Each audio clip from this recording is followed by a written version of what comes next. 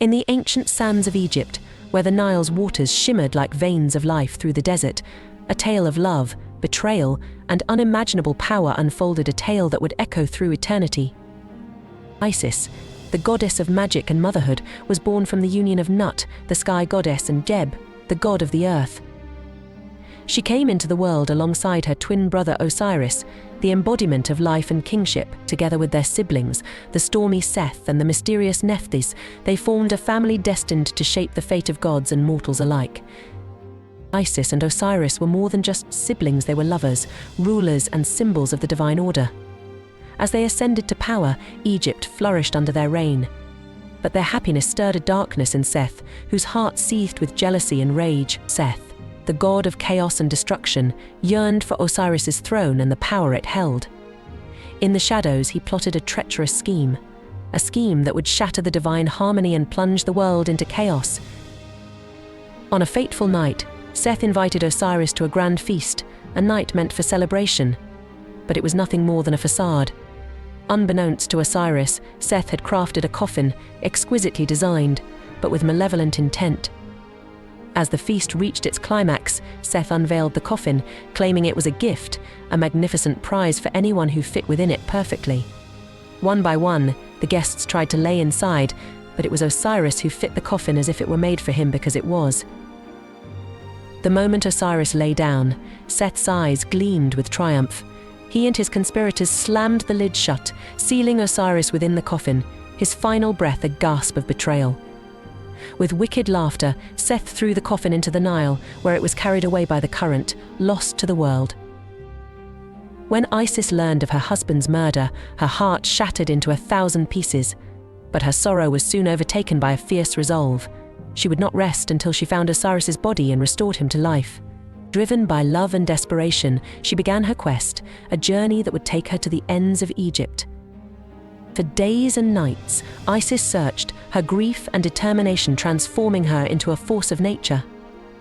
She scoured the riverbanks, questioned spirits, and called upon the winds to guide her.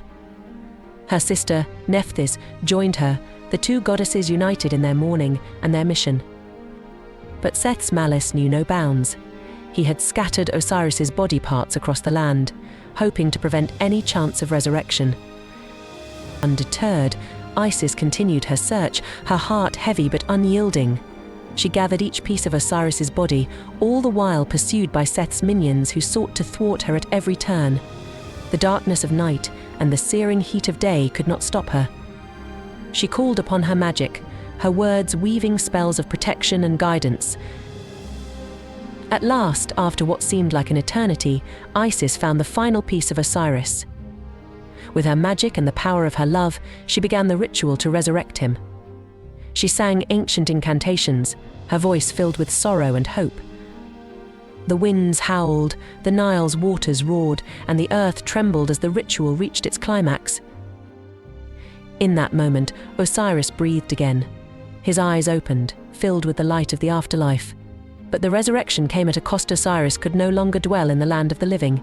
Instead, he became the ruler of the underworld, the king of the dead, guiding souls to their eternal rest. Isis had succeeded, but her victory was bittersweet. Yet Isis's trials were far from over. Her love for Osiris had given her a son, Horus, the rightful heir to the throne. But Seth's hatred had not abated. He knew that if Horus lived, his own power would be forever threatened. Isis, now a mother, had to protect her son from Seth's relentless pursuit. She hid Horus in the marshes of the Nile, raising him in secret, teaching him the ways of the gods, preparing him for the day he would confront Seth. The time came when Horus, grown strong and fierce, challenged Seth for the throne. The battle between them raged across the heavens and the earth, a conflict of titanic proportions.